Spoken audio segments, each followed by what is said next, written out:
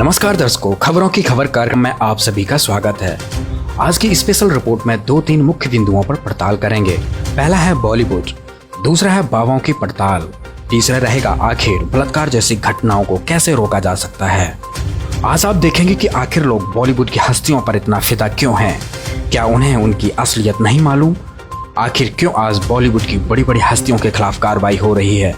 आखिर क्यों आज बॉलीवुड के सितारे बन बैठे हैं देश की बिकाऊ मीडिया का एक विशेष न्यूज आइकन।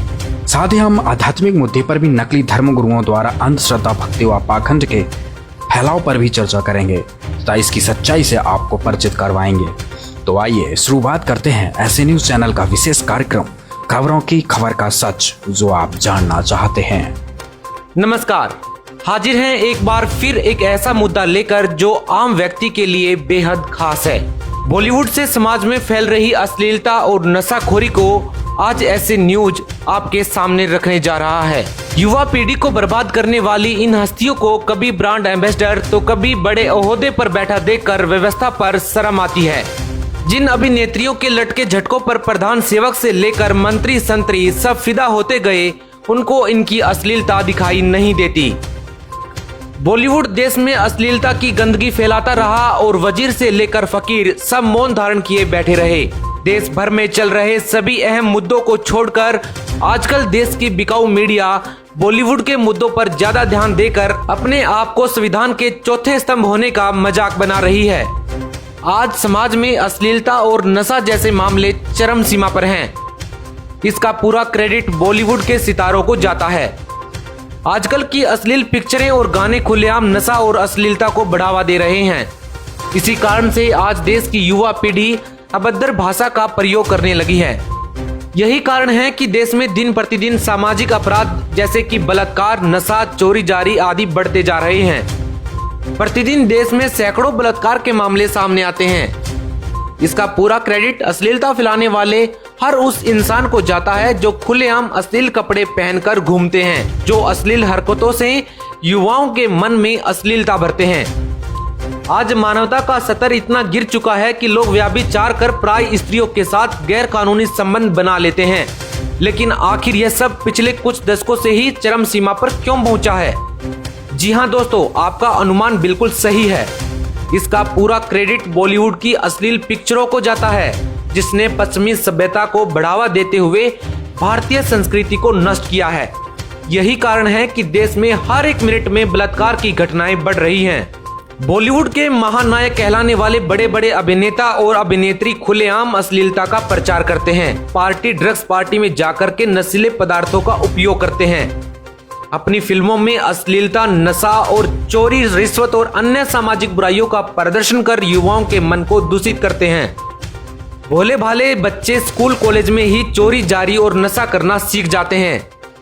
ये सब करतूत बॉलीवुड की है, जिसने हमारी युवा पीढ़ी को पथभ्रमित कर दिया है। बॉलीवुड की बड़ी हस्तियां खुलेआम सिगरेट और दारू के नशे में धुत होकर घूमती हैं। कई हस्तियां यह काम छुपकर चार दीवारी के बीच करना पसंद करती हैं, तो कुछ इसे खुलेआम करते हैं। कुछ अभिनेता तो इंटरव्यू के दौरान भी शराब और सिगरेट का प्रयोग करते हैं। वे कुछ इंटरव्यू में स्वीकार भी करते हैं कि वो नशा करते हैं। और कितने शर्म की बात है कि उन्हीं अभिनेता और अभिनेत्रियों को हमारी युवा पीढ़ी सुपरस्टार मानती है। इन तस्वीरों और वीडियोज को देखने के बाद आप अंदाजा लगा सकते हैं कि बॉलीवुड में बड़े से लेकर छोटी हस्तियां नशे और अश्लीलता फैलाने का मूल कारण है। अब हम आपको बताएंगे कि कैसे बॉलीवुड में भाई भतीजावाद वाली रीति पर चलते हुए बॉलीवुड के कई स्ट्रगलिंग अभिनेताओं का शोषण होता है। नेपोटिज्म बॉलीवुड में कई दशकों से चलता आ रहा है। बॉलीवुड की बड़ी हस्तियों की संतानों को बॉलीवुड में आसानी से काम मिल जाता है, लेकिन जिनके माँ बाप अभिनेता या अभिनेत्री या बड़ी हस्ती नहीं होते, उन्हें बॉलीवुड में काम नहीं मिलता। वर्तमान समय के ज्यादातर कलाकार भाई भतीजावाद के कारण ही आज बॉलीवुड में महानायक के पद पर बैठे हैं, या ये कह लीजिए कि आज की युवा पीढ़ी के सुपरस्टार हैं। ताज्जुब की बात तो ये है कि बॉलीवुड के सितारे ड्रग मामले में भी खुलेआम एक दूसरे का सपोर्ट करते नजर आते हैं। इनका कहना है कि बॉलीवुड में कोई भी ऐसा नहीं जो ड्रग्स न लेता हो। अगर सब लेते हैं तो क्या इसमें खराबी है? इनके मुताबिक सबके द्वारा यदि ये जहर लिया जाता है तो यह जहर नहीं रह जाता। हाल ही में एक्ट्रेस रिया चक्रवर्ती को एनसीबी ने ड्रग्स मामले में गिरफ्तार किया है, जिसके बाद बॉलीवुड की कई बड़ी हस्तियों ने आगे आकर सोशल मीडिया पर रिया का सपोर्ट किया और नशे को बढ़ावा दिया। साथ ही खुलेआम ट्विटर और इंस्टाग्राम पर गाली गलौच वाली पोस्ट भी डाली।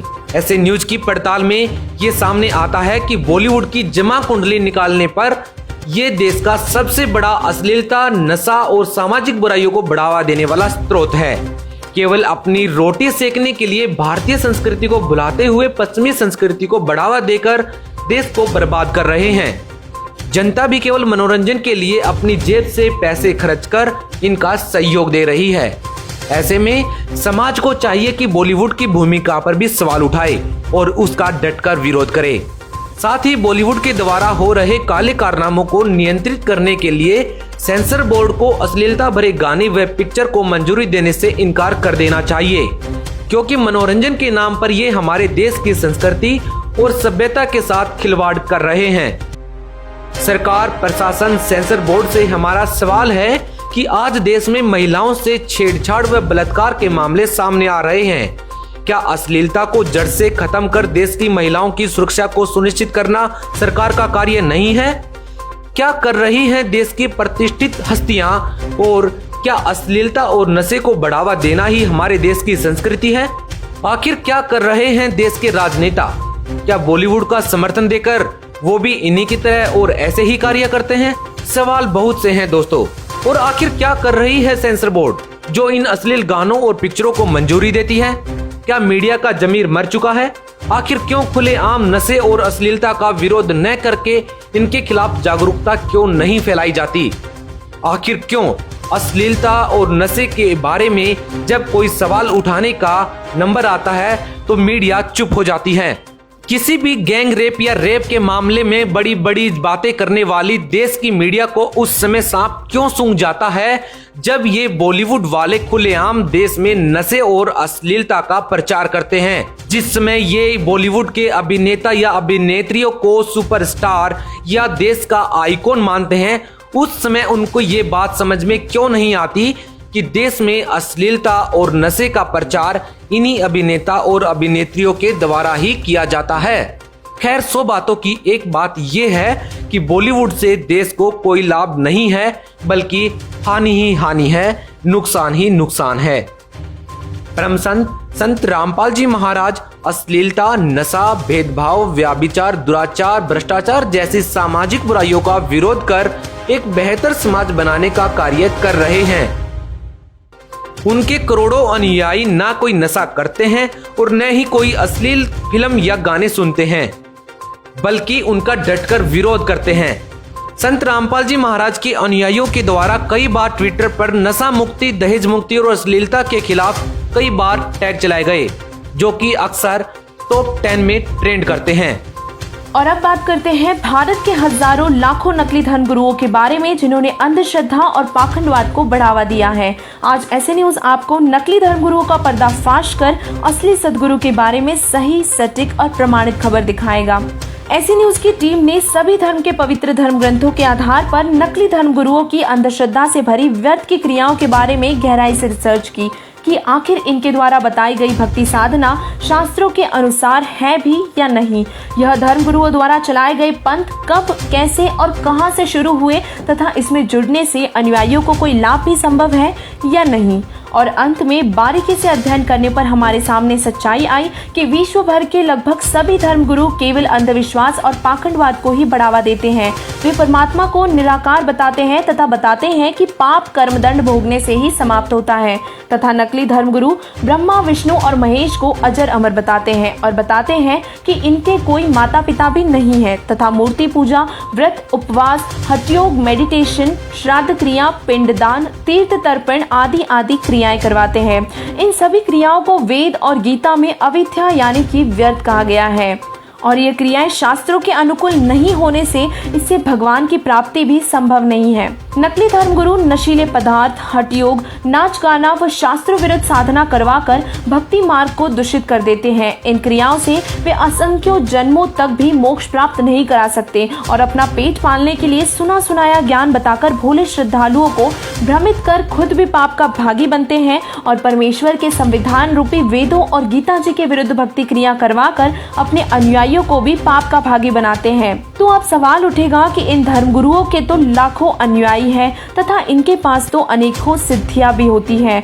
तो ऐसे न्यूज ने इसका जवाब ढूंढने के लिए जगत गुरु तत्वदर्शी संत रामपाल जी महाराज जी के मंगल प्रवचनों को सुना, जिससे पता चला कि शास्त्रों में सिद्धियों को एक मामूली जादूगर के खेल के समान बताया गया है। इससे मोक्ष संभव नहीं। संत रामपाल जी महाराज जी ने बताया है कि नाम से मोक्ष होगा। जो पूर्ण गुरु से सच्चा नाम, सतनाम और सार नाम प्राप्त कर लेगा, मोक्ष उसी का होगा। और यही प्रमाण पवित्र गीता जी के अध्याय नंबर 17 के श्लोक नंबर 23 और अध्याय नंबर 15 के श्लोक नंबर 1 से 4 में भी कहा गया है। ऐसे न्यूज की स्पेशल रिपोर्ट में ये पाया गया है कि व्रत, उपवास, श्राद्ध क्रिया, तीर्थ तर्पण, मूर्ति पूजा, मंदिर में शिवलिंग, शालिंग पूजा आदि क्रियाएं नकली धर्मगुरुओं की रोजी रोटी का एकमात्र साधन है। इन सभी क्रियाओं का शास्त्र विरुद्ध होने से कोई लाभ भी संभव नहीं है।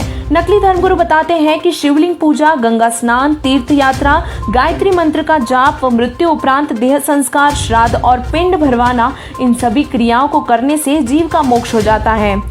यही नहीं बल्कि नकली धर्मगुरु ये भी बताते हैं कि ओम नमः शिवाय, हरे राम हरे कृष्ण, राधे राधे, सीताराम आदि आदि नामों के जपने से भी मोक्ष हो जाएगा, जबकि यह मंत्र वेद और गीता के विरुद्ध होने से इसका कोई भी लाभ संभव नहीं है।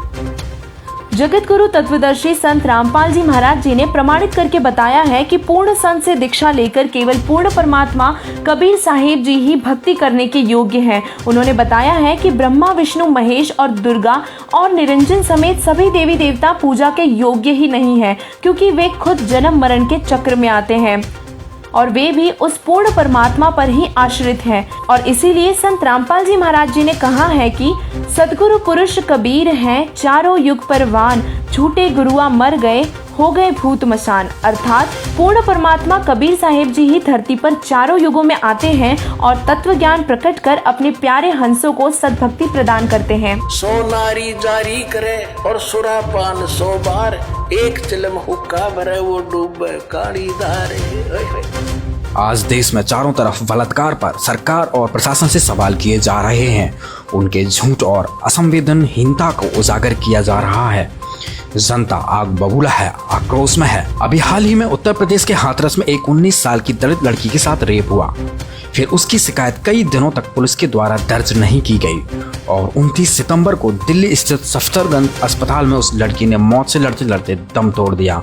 प्रशासन ने बिना परिजनों की सहमति से जबरन रात को 2:30 बजे गांव में अंतिम संस्कार कर दिया और अंतिम संस्कार भी हिंदू रीति रिवाजों के साथ नहीं हुआ और सब पर पेट्रोल और मिट्टी का तेल छिड़ककर सब जलाया गया, जो कि बहुत ज्यादा निंदनीय है।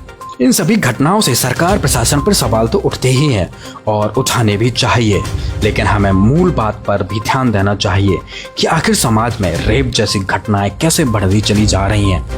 जबकि 16 दिसंबर 2012 दिल्ली में निर्भया कांड होने के बाद देश की संसद और पूरे समाज ने एकजुट खड़े होकर कड़े कानून की मांग की, जिसको स्वीकारा गया और एक कड़ा कानून बना। लेकिन फिर भी बीते 8 साल में भी बलात्कारों की घटनाएं कम होती नजर नहीं आ रही हैं, बल्कि दिन ब दिन और हर पल हर सेकंड यह घटनाएं बढ़ती जा रही हैं और महिलाओं की इज्जत और उनके सम्मान से खेला जा रहा है और प्रशासन के द्वारा, पुलिस के द्वारा भी वही रवैया अपनाया जा रहा है जो पहले भी देश में अपनाया जाता रहा है। आइए अब बात करते हैं देश के सबसे अहम मुद्दों में से एक हाथरस रेप केस की। यह देश के लिए बहुत ही शर्मनाक बात है कि देश की बेटी का सामूहिक बलात्कार हुआ। 15 दिन हो जाते हैं, फिर मुद्दा मीडिया में हाईलाइट होता है और फिर शुरू होती है सियासत। इस खबर के 2 पहलू हैं। एक, जिसमें दावा किया जा रहा है कि उत्तर प्रदेश के हाथरस की बेटी के साथ बहुत ही बर्बरता से सामूहिक दुष्कर्म हुआ, जिसमें यह दावा किया है कि पीड़िता की जीभ को आघात पहुंचाया गया है। पीड़िता के शारीरिक अंगों को भी बर्बरता पूर्वक क्षतिग्रस्त किया गया है। वहीं इसका दूसरा पहलू यह है कि डॉक्टर द्वारा पोस्टमार्टम रिपोर्ट में यह दावा हुआ है कि पीड़िता के साथ दुष्कर्म नहीं हुआ और न ही उनकी जीभ काटी गई।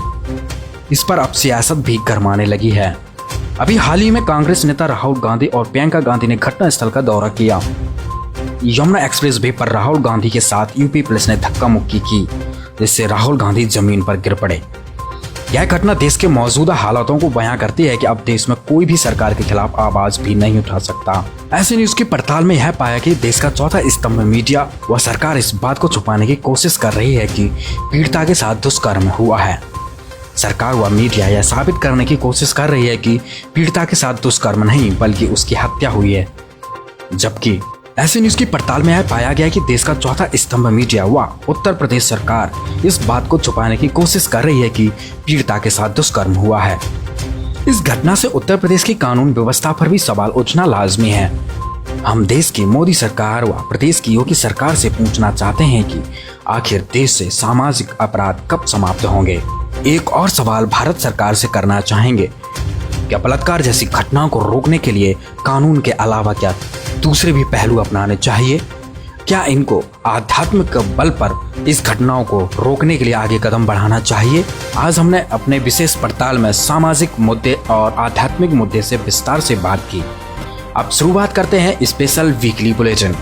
हाथरस रेप केस में पीड़ित परिवार ने सीबीआई जांच की मांग की। क्या सरकार उन्हें इसकी अनुमति देगी? अक्सर देखने में आया है कि बड़ी हस्तियों को ही सरकार की सहायता मिलती है, आम जनता का केवल शोषण होता है। अमेरिकी राष्ट्रपति डोनाल्ड ट्रंप और उनकी पत्नी मेलानिया पाए गए कोरोना पॉजिटिव। ट्रंप ने अपने ऑफिशियल ट्विटर हैंडल पर ट्वीट कर दी जानकारी। देश भर में कृषि बिलों को लेकर किसानों के द्वारा अभी भी जारी है विरोध प्रदर्शन। किसानों ने हरियाणा, हिमाचल, जम्मू, राजस्थान व चंडीगढ़ जाने के रास्ते किए बंद। वहीं नेताओं को राजनीति करने से चेताया। भारतीय नौसेना की INS विराट को 100 करोड़ रुपए में दोबारा बेचने की हो रही है तैयारी। पहले इसे श्रीराम ग्रुप ने 38.5 करोड़ में खरीदा था। आर्मेनिया और अजरबैजान के बीच सीमा विवाद को लेकर शुरू हुआ युद्ध। तुर्की, ईरान और रूस के हस्तक्षेप के बाद आर्मेनिया और अजरबैजान ने खारिज की युद्ध खत्म करने की अपील, जिसके बाद फ्रांस और तुर्की ने भी जताई नाराजगी। अक्टूबर और नवंबर महीने में त्योहारी सीजन के दौरान 200 और ट्रेनें शुरू करेगा रेलवे। यातायात की सुविधा को सरल बनाने के लिए रेलवे ने लिया फैसला। सुशांत केस मामले में जांच के दौरान एनसीबी के 25 अधिकारी पाए गए कोरोना पॉजिटिव। 20 अधिकारियों को क्वारंटीन भेजने के बाद एनसीबी ने जांच जारी रखने के लिए अहमदाबाद, इंदौर और बेंगलुरु से मंगवाई टीमें। अनलॉक 5 में पंजाब सरकार ने राज्य में नाइट कर्फ्यू और हर रविवार को लॉकडाउन से दी राहत। राज्य में अब घटते कोरोना के प्रकोप को देखते हुए सरकार ने लिया फैसला। नोटबंदी से नहीं थमी नकली नोटों की रफ्तार। एनसीआरबी के डाटा में हुआ खुलासा। देश में नकली करेंसी से सबसे अधिक संख्या 2000 के नोटों की। विश्व की सबसे बड़े ई-कॉमर्स कंपनी अमेजॉन के लगभग 20,000 कर्मचारी मार्च से लेकर अब तक हो चुके हैं कोविड-19 से संक्रमित। अमेजॉन ने जारी की रिपोर्ट। वहीं डीआरडीओ ने महाराष्ट्र में लेजर निर्देशित टैंक बेदी स्वदेशी मिसाइल का किया सफल परीक्षण। रक्षा मंत्रालय ने दी जानकारी। उत्तर प्रदेश में हाथरस के बाद बलरामपुर में हुआ गैंगरेप। कुछ हैवानों ने एक 22 साल की दलित युवती से किया दुष्कर्म। युवती ने अस्पताल पहुंचने से पहले ही तोड़ा दम। असम में पुलिस एग्जाम पेपर लीक करने के आरोपी दिब्बन डेका ने किया आत्मसमर्पण, जिसके बाद भाजपा ने उन्हें अपने पार्टी से कर दिया निष्कासित। आज की खबरों की खबर में बस इतना ही। अब अगले रविवार नए मुद्दे के साथ मिलेंगे। आप बने रहिए ऐसे न्यूज के साथ, सच जो आप जानना चाहते हैं। धन्यवाद।